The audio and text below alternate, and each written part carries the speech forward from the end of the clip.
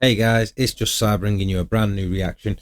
And today I thought I'd do something a little bit different, and we'll go with a bit of a comparison between the UK and America. Now, these guys pour up a video stating some of the comparisons, saying that the UK is better, and I just wanted to give a reaction from a UK man, a British man, on what these guys think, who are obviously American. So, without further ado, let's get into it. I guess we are about to find out. Hey guys, I'm Eric. And I'm Grace. We're the Wandering Ravens. We're a couple of Americans with a deep passion for all things British, and today we are coming at you from the United States, where we currently are, with a list of things that the UK does better than the USA. So, it sounds like they've got a lot of knowledge of this so far. That's what I'm getting so far. Before we dive into the video, make sure you subscribe to our channel and give this video a thumbs up. So Same with mine. YouTube can promote it and more people can learn about the wondrous glories of the UK. And by hitting the like button, you prove that British people are better at smashing the like button than Americans. So well, let's just see if I've already liked it. So yeah, the first one, you're right. Let's go. We've already made a video about things that the UK does better than the USA, but we've been here for about 7 months now, and that video was after only being here for a few weeks. So the list has grown. So today we are updating our list with more things. I'm confused. I thought they said they were in America. Now they said they've been there for 7 months and they've updated the list. Let me know your thoughts down below. Things that the United Kingdom does better than the United States of America. The first entry on our list has to do with workers' rights. Let's talk about which country gets better sick leave. Here in the USA, sick leave laws change depending on which state you are in. So here in Washington state, you can accrue 1 hour of paid sick leave per 40 hours worked. And sick leave beyond that is unpaid. So how much does an American, or at least a Washingtonian, actually make with sick leave? So let's say you max it out every year, you take your full 52 hours of sick leave, then based on the median hourly wage, which is about $25. Well, you can't actually max out sick pay in UK, so there's the difference. I'll be interested how they put that. You'd be making $1,300 a year from sick leave. So, I mean, it's not bad. It's just you don't get very much of it. You get 52 hours max. Across the pond in the UK, statutory sick pay income provides up to 28 weeks of paid sick leave. Of course. 28 weeks? I didn't know there was sort of any limit on it, but I know that, trust me, if you're off for 28 weeks, then they're gonna bat some eyelids. If you're off for like 2 weeks, they're gonna be on your back. So 28 weeks, yeah, there's not much chance of getting away with that, to be honest. Of course, the one caveat is that the income that you're making during that time is significantly lower than in the United States. So whereas you're getting paid your regular hourly wage in the States, in the UK, you're going to be making just £95, 85. Wait, so if you're off on sick in America, you still get paid your same wage? I mean, that's pretty good. I don't know why you'd be complaining about that. But I know you're saying you've only got certain days, and if you run out of those days, you don't get paid. So it's a balancing act, isn't it? It depends, really. If by the sounds of it, if you're one of those people that, not many people are off more than 1 to 2 weeks a year anyway, so you probably actually better off on the American side of things. Pence per week. So in total, if you're going to be maxing out your time off in the UK, you're going to be making £2,683. Which would, like I said, will never happen, because unless you've having open heart surgery or something like that, they're not going to let you take 28 weeks off. Trust me, they're going to sack you before you get to 28 weeks. I know legally they probably can't if you've got a doctor's note things, but you can't just be like, I'm sick, I'm off sick, I need to be off sick for 28 weeks. No, it doesn't work like that. So, you know, saying max out, you're sick, it's not like that over here. We don't all take 28 weeks of sick, so you're not going to get 2,000 odd pound benefits. Most people may be off, like, as I say, a week, 2 weeks tops, and you get that in America anyway, but you get paid full pay. So really, which is a lot more than the benefits are outweighed. So, but I guess if you divided it by hourly, it would not be. Hourly would be pretty bad. Although it would be impossible in the US to take 28 weeks off. Yeah, so that's the nice thing. It's where the UK pulls ahead here, is you guys have the flexibility and the ability to take that time off if you want. No, you don't. like I say, open heart surgery, something like that. But then you're still getting less money than what you'd be in work. But yeah, guys, your end of the deal's better. I mean, it'd be better if like if we got sick days like yours first off, and it was like, well, you can have paid leave, which some companies in the UK do. Some have their own pay scale, so you might get a little bit more on top of what the government gives you at this £95 a week. But it's not many days. You might get like 3-4 days in the year like that, and it's not full pay either.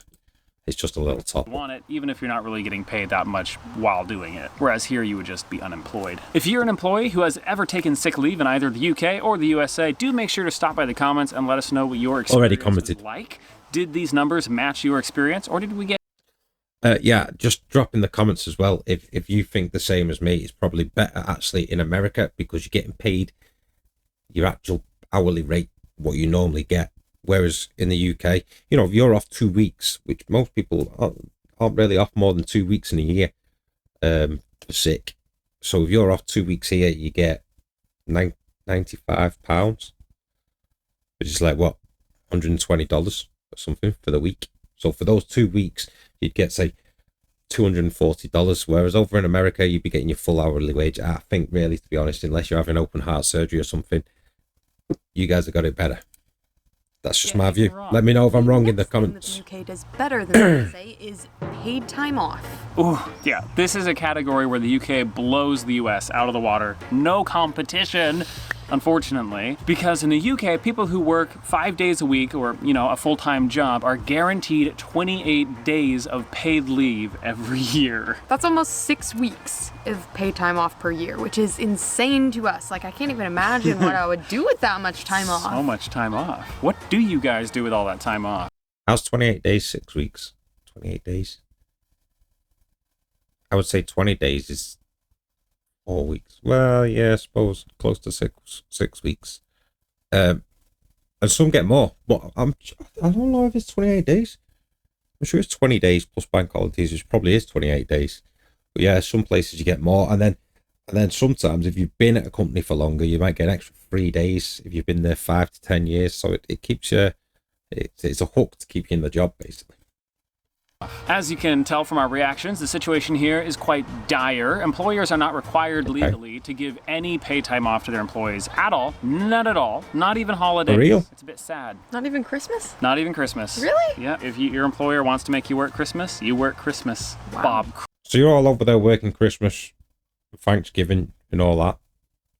That doesn't sound right. That really doesn't sound right. Cratchit. Of course, many employers do choose to give time off as a benefit because they want to get employees that way. For example, Amazon, which is a local company here in Seattle, gives salaried employees somewhere between 10 to 15 days off per year. So you guys get double the time off working just a minimum. You get like 2 days off a year.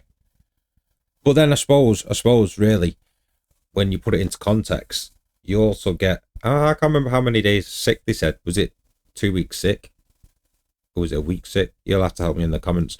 But I presume people will use up the holidays, and then if they've not been sick, they're going to use up the sick pay as well because they get paid for it. So I suppose if you've not been sick all year, you'd go, I'm sick. And then just get your normal wage anyway, wouldn't you? Wage job in the UK than like a full-time, high, upper-level salaried Amazon corporate employee. Wow. Yeah. I think we need to move to the UK. And while we're on the topic Well, yeah, of it does workers' sound better. rights, let's talk about paid maternity and paternity leave, because this is another thing that the UK does better than the USA. As of 2020, Washington State now offers up to 12 weeks of paid maternity and paternity leave. Depending on how much you make, you'll be paid either 50 or 90% of your regular income during your leave. That sounds This confusing. is actually really generous and way better than most states. So do you get 50 or do you get 90%? Or is it somewhere in between? That's confusing. So is this then like a scale? Like you'll get paid between 50 and That's what I'm saying. 90%? Or is that set numbers? Like you either make 50% or 90%? Because those seem kind of like odd numbers. Kind of odd numbers. From what I read, it is not a scale. You either get 50 or 90%. And the way they estimate that is if you make over the average monthly income, then you get the 50% because you're a high income earner. You don't need that much. And then if you Makes make sense. under the monthly average, you get 90%. Because you're a low-income earner, you need as much as you can get. Okay, that makes Yeah. a lot of sense. Yeah. And the nice thing about this is, at least in this state, both mother and father can take time off. Okay, yeah, that's what I was going to ask next. Is it like 12 weeks and you have to split it between? Well, that's kind of better because over here, you only get in, was it 2 weeks? If you're a father, you only get 2 weeks, and that's it. Oh, you can do 2 scans as well. 2 scans, 2 weeks, and you can't take any of the mother's time off or anything like that. It's just 2 weeks. That's all you get, and that's only just come in like within the last decade anyway. Maybe less. Between the two of them, or is it No. 12 weeks for each parent? I think it's 12 weeks for each. That So it's is really good. Really good. Yeah, and this is new. So this is like cutting edge workers' rights legislation here in the United States. So what's the situation like across the pond? Well, from what I understand, in the UK you can take up to 50 weeks of leave, and Pretty good. 37 of those weeks will be paid time off. So that means that if you want to take up to 50 weeks, you can do that without having to worry about getting fired. But only 37 of those weeks you're going to be getting money for, right? Yeah. So the way the paid time off works in the UK is a little bit different than it does in the USA. Parents can choose to split them up between them, so one parent can take all 37 weeks, or they can split them up 50-50, so one parent gets 18 and a half weeks off, the other parent gets 18 and a half weeks off. Right, I'd have to check that, but as far as I know, that's a lie. I've never heard of anything like that. It was only up until not so long ago, as I say, within the last decade, where the man could take time off, and it's only been 2 weeks. 2 weeks, that's it. So I don't know where you're getting this. We can juggle. We can take some of the mum's time off, because that I've never heard of that before. If I'm wrong, guys, put it in the comments. But to me, I think it's 2 weeks, and then the mother can take up to 50 weeks, maybe. I don't know. I'm sure it's like 6 months, so I don't know what that is in weeks. It's like six to 9 months, something like that.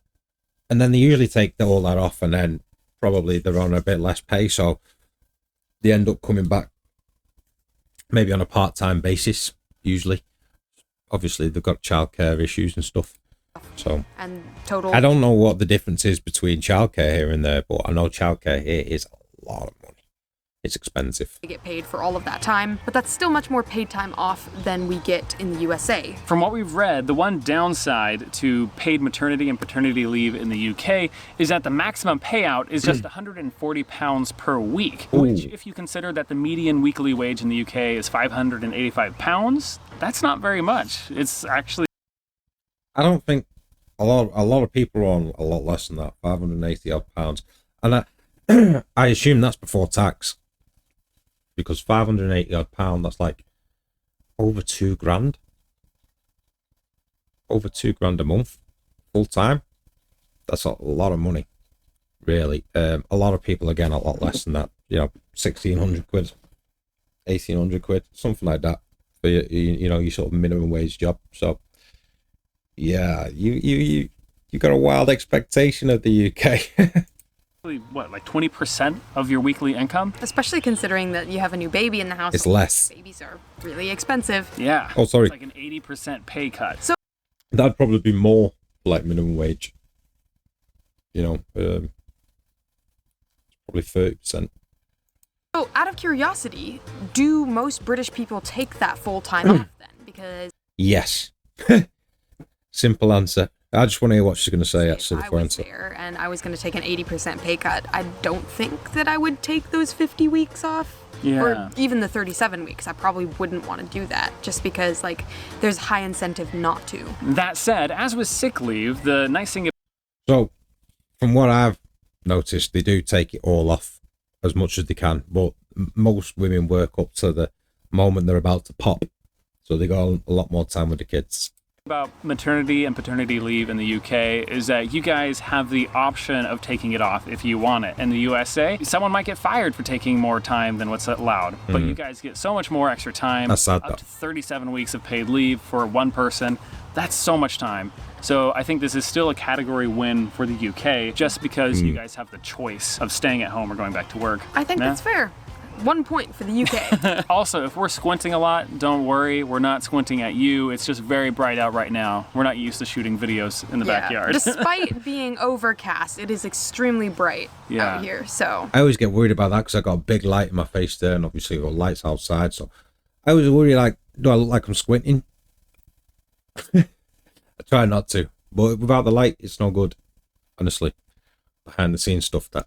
Yeah. That's the squinting. And the frowning, I'm sorry. On a lighter note, our next entry is crisps. Crisps! Yay! I love a good crisp. Or you might call them chips. Crisp? Apple crisp, especially. I think they would call that cobbler.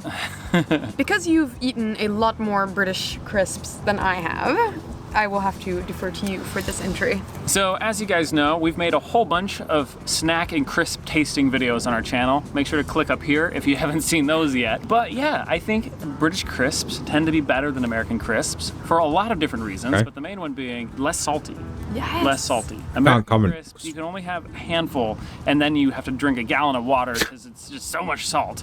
But I can't really comment because I can't remember the last time I had American crisps. Probably when I was over there in 1992. So I can't remember. in the UK, I just remember Doritos coming out over there first, and none of my family liked them, and then I had like 6 packs of Doritos, and then they came over here. I don't know if they were called something else. I'm sure they were Doritos, but my family didn't like them, but I loved them. I ate them all, about 6 packs. you know, it's salty, but not too overwhelming. What do you think about the flavor selection? Because I'm sure that'll be one that people are like, what? Oh, yeah. Nothing about the flavor selection? Do you think that there's better flavors or a greater variety of flavors in the UK as opposed to the USA? There's the When it Doritos. comes to the That's what I was on about. spectrum of flavor, I think that the UK wins there as well because here our chips are pretty bog standard. You got your barbecue and your ranch and your sea salt vinegar and, you know, That's kind of it, yeah. yeah, your crisps. You don't Was that an American pack then? Did we just take it back just a tiny bit? I'm no good at taking it back. Right.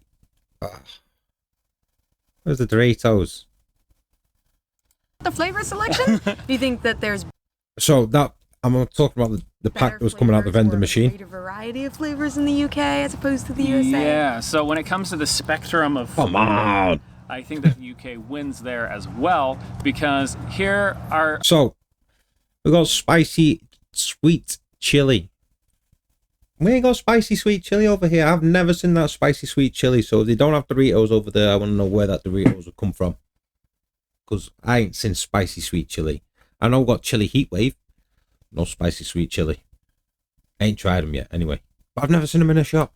our chips are pretty bog strange. standard. You got your barbecue and your ranch and your sea salt vinegar They're not chips, they're crisps. For a start. and, you know, That's kind of it, yeah. yeah, your crisps. You don't really get those wild, wacky twiglet flavors or prawn cocktail. Twiglets aren't crisps either. They're some sort of snack. Prawn cocktail, hell yeah.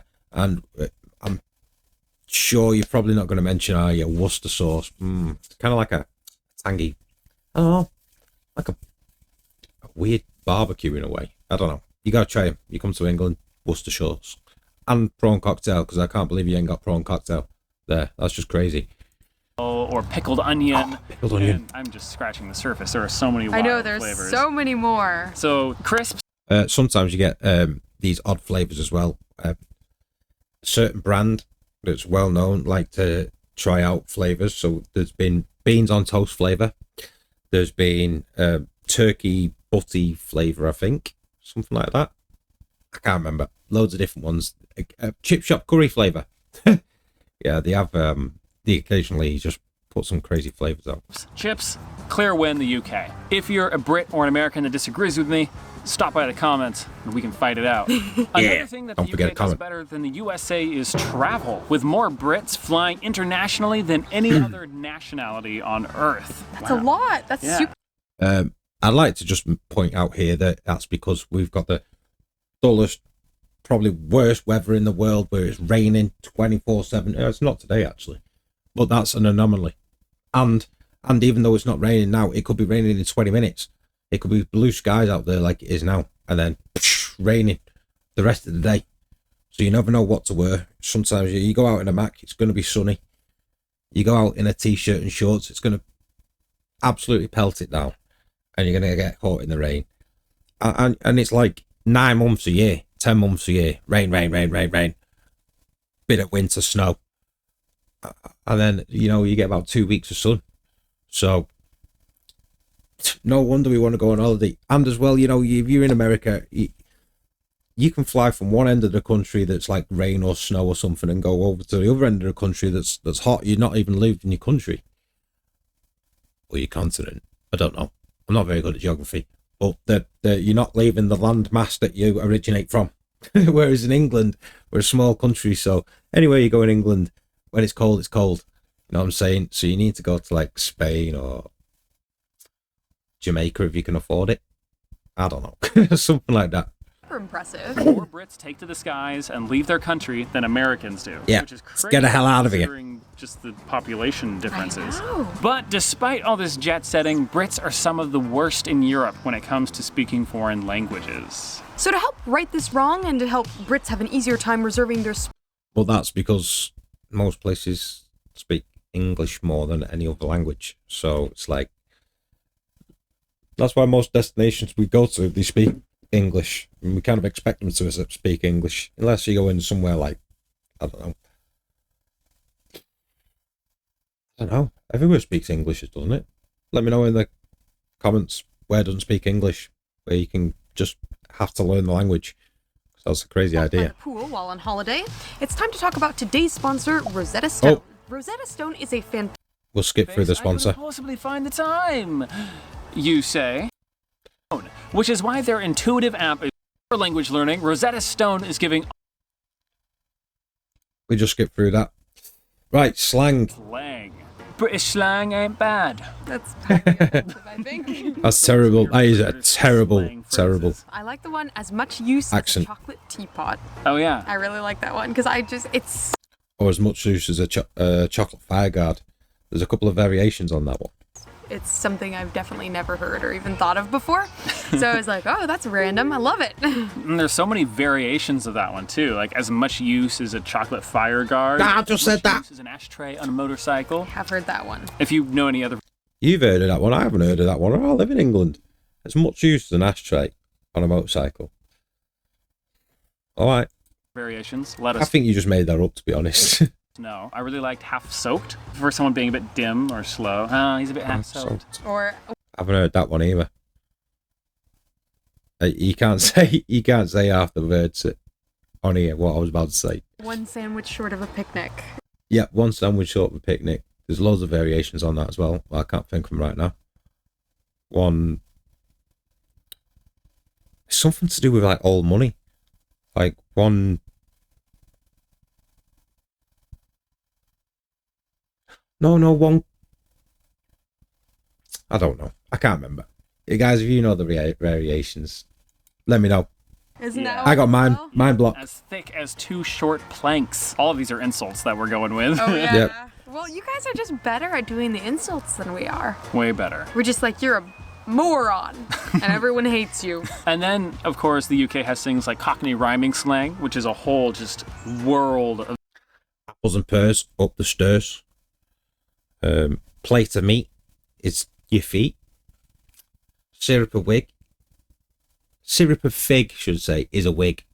And that's as far as my Cockney rhyme slang goes. I don't really know anything else. If you know more Cockney rhyme slang and you want to teach the Americans, put it in the comments down there, because honestly, I don't even understand where you get these from. I'd love to know the originations of them, if anybody knows. slang that we can't touch here in the United States. And so many brilliant uses of the word bollocks. I know. Dog's That's bollocks. not one that we ever really use at all. Yeah. Like that word in and of itself is Like this channel is the dog's bollocks. Yeah. Just not something we say over here. We don't say the word bollocks here at all. So I can say it with impunity. You know, how are you feeling today? Oh, feeling like a bag of bollocks. Which I think it means feeling bad. It might. I don't ever hear anyone say they feel like a bag of bollocks. They usually just say, I feel shit. That's it. I mean feeling good, because sometimes, like, if something's the dog's bollocks, and it's really good, so feeling like a bag of them? I feel like that's a negative inherently one. negative. To drop a bollock, to be in the bollocky buff. What the heck? Yeah. Okay, so many of these I haven't heard. Bollocky buff, it means naked. I've never heard of anyone saying they were in the bollocky buff. That just sounds very quintessentially English there. Oh, can a woman be in the bollocky buff? You guys will have to answer that one for us. So in the USA, we do have a lot of fun Could be on somebody who's in the bollocky buff. slang, but it just doesn't come close to the density and the amount of slang that there is in the UK. Or the level of intelligence. The level of intelligence. Yeah. Bollocky buff.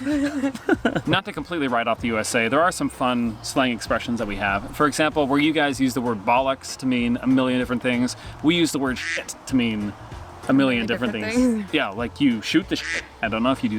Why is shit censored out and bollocks isn't? I don't get it. As bollocks like not a bad word, but shit's a bad word. I don't understand. That in the UK, do you shoot the shit? Can you guys guess what it means? It's a very American phrase. Taking a dump. The word shoot and shit in it.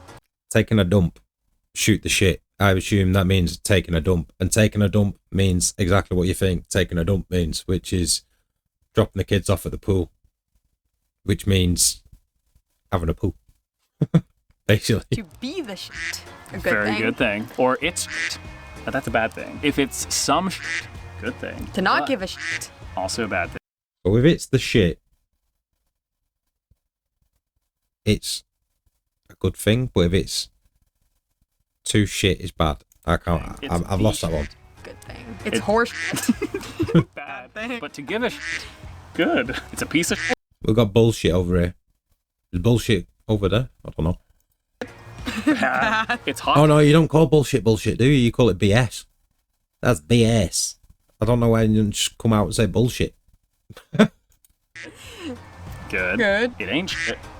Bad. Bad. It's very confusing. Language is beautiful. If you guys have any favorite American or British slang expressions, make sure you share those with us down in the comments. The next thing that the UK does better, much, much, much better than the USA, is food regulations. Yeah, it's been a bit of a pain to do shopping here. Every time we buy something, you have to pick up the can and check the ingredients to make sure there's no terrible carcinogens or additives. Well, I tell you what, over here, since there's been a sugar tax, you need to pick up the can. Not pick up a It's Just Psy mug. It's Just Psy gang mug. But no, pick up a can and you'll be checking if there is any sugar in it, because they hide it sometimes. Sometimes the can just looks a slight bit different than normal, and you see it's cheap price and you think, oh yeah, I'll go for that kind of Coke. Then you drink it and you're like, what's this? And then you look at it and somewhere hidden on it, it's like sugar free, which does not mean that you don't pay for sugar. It just means there is no sugar in it and it tastes disgusting. And same with milkshakes. Milkshakes are even worse when they're sugar free, like a pasty, horrible taste. But yeah, other than that, I can't think of anything else that we have to check in the UK, for. you don't really need to worry about that as much, because a lot of the carcinogens and additives that we have over here are banned from British shores. The bleached chicken is coming though, so you better. Oh, bleached chicken? What the hell's bleached chicken? Is that like, oh, I got a brown chicken here, white ones are worth more, I'm going to bleach it and pluck it anyway. That's so strange. What I was going to say is, we did used to have something called hydrogenated fat. I don't know if you still got it over there, but hydrogenated fat makes everything taste so much better. I remember when, I think it was like 2005, 2006, and they just this certain fat, they were like, no, it's really bad for you, so they took it out of everything, and everything started to taste different. The main thing was Twix. I used to get a Twix every single day and have it with my coffee, and it just started tasting like, obviously now I don't know the difference because it's been years, but trust me, when they take hydrogenated fat out of your food, you're going to know about it. Better Trust watch me. out. Yeah, chicken's gonna Better get watch out. ya. Chicken's gonna get ya. Bleach chicken specific. This chicken's like M&M back in the early 2000s.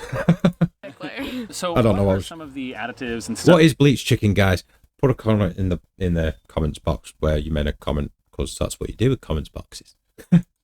that we have here in the States that are banned in the UK? Kicking things off with carcinogens, BHT and BHA are both banned in the UK. There's a lot of food Don't know what that colorings. is. Yellow 5, Yeah. yellow 6, 6, red red 40, 40. brominated vegetable oil. To be honest, I know there was some certain colour in Smarties back in the day. I don't know if you got Smarties over there, little chocolate candy sweet thing. And apparently it used to make some kids go ping, ping, ping, ping, ping off the wall. They were all E numbers. It was a big thing amongst parents. So make sure they don't eat too many E numbers, whatever that is. They still have E numbers, but I suppose they're just not the ones that make kids go crazy. Potassium Bromate? bromates, yeah, that's it. Potassium bromate. Additives like Don't know these what have that been is. shown to cause nerve damage, memory loss, white blood cell mutations, and cancer. Another thing But that the main thing is they probably make things taste really good. That's why they don't take it out of American food. the UK does far better than the United States is road safety, and specifically roundabouts. I love how everywhere in the UK has a roundabout. You don't really have the four-way stop, the intersections, mostly roundabouts. Here, Four-way stops. That's like where, I don't know, traffic lights. We got traffic lights. Some have 5 or 6 ways traffic lights. But yeah, mostly roundabouts. roundabouts are few and far between. We do have them. We should have a lot more of them. Intersections are scary. Four-way stops are really scary. And I think that's probably where a lot of the accidents happen, are at intersections, things like that. Yeah. You know, someone's going through, someone runs a red light, Yeah. tail, You're dead. you dead. There it is. Another Yeah, well, we've got a lot of those, like where, yeah, 2 roads meet. You got traffic lights on. There's plenty of them. But there is probably just about as many roundabouts. Another thing that I hate about American roads are those lanes where you have traffic merging onto the highway, and you also have traffic exiting the highway in the same lane. So you have cars coming on and cars leaving from the Why would you do that? That just doesn't make sense. Why don't you just have a junction further up? Why? So this road or this highway has to come on to another highway and then leave. Or that's just weird. That is really weird. same lane. I never knew It's that. just chaos. The next thing that the UK does better than the USA is, drumroll please, police? Maybe? Maybe? Maybe? I guess we are about to find out. Right off, we gotta say, we do not know a lot about this topic. We've done a little bit of research, but there Well, we don't have guns, so that's... Well, they do have guns, actually. If they know that they're going to a place with people who probably got guns. That's the only time they use guns, I think.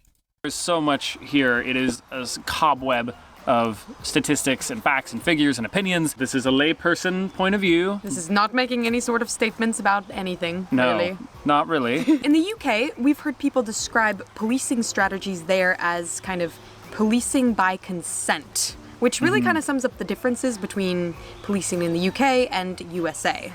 I'd love to know what this policing by consent is. Consent. Policing by consent. Is that... Like, do you really get the image that the police come up to you and go, please, can we arrest you now? Because, trust me, they ain't going to do that. They got buttons and things. And, you know, if you're being irate, if you're not consenting to what they're telling you to do, yeah, they can still hit your leg, take you out, take you down to the ground and be quite rough. Based on our own personal experience, American police tend to be suspicious of everyone, whereas British police aren't opposed to drinking a pint at a street fair. Like, we went to... Well, for a start, I think that's illegal. They can't drink on duty. So, if you've seen that anywhere, the cop is either off duty, or it's not a cop at all, it's just somebody in a fancy dress, or I don't know. It might be, I don't know, a security guard, and you thought it was a copper because you're not used to the uniform. But no, they cannot drink on duty. Trust me, guys, you got that one wrong. A couple of street fairs and stuff in the UK, and definitely saw coppers out there drinking pints. What? Nah. And I erased this holstered from in a my way. memory. Well, That memory may or may not be accurate, but I feel like that's something I saw happen. You never saw that. Point of view, do you think it'd be safe to say that we would rather be arrested by British police than American police? Yes, I would prefer to not be arrested ever by anyone for any reason, but I suppose so. And of course, we would love to hear your opinions on this topic. If you have ever been a cop in the USA or the UK, or you've done any amount of research on either of those, do let us know what your opinion is down in the comments. That is actually an interesting thing, and I'd love to hear the different sides of anybody who's been arrested by English or American police, or both. Would be great to hear, to be honest, because the contrast between them is quite far apart. I know we have a lot to learn here. And a bigger question, what would you guys add to this list of things that the UK does better than the USA? Make sure you let us know down in the comments what things the Brits do better than the Yanks. And if Crumpets, definitely crumpets. But you've got your waffles, and I'm telling you, when I was there in 1982, man, those waffles were, I don't know how to explain it. Those waffles were the shit. Or the dog's bollocks, if you're English and you want a translation. Accents being one of them. Accents being one of them. Accent imitations. If you haven't already, make sure that you watch the other videos in the series, linked right up here. And of course, a huge thank you to the patrons who support this channel. We couldn't do this video without you guys. And a special thank you to Winter and Danny. You guys are amazing, and we appreciate you both. Right, well, a special thanks to you guys too. Guys, I really enjoyed doing this. I like the differences between UK and America and discussing them and having a bit of a laugh with it as well. So if you've enjoyed it, guys, give us a thumbs up, give us a comment in the box and tell me what you want to see more on the subject. And until next time, peace.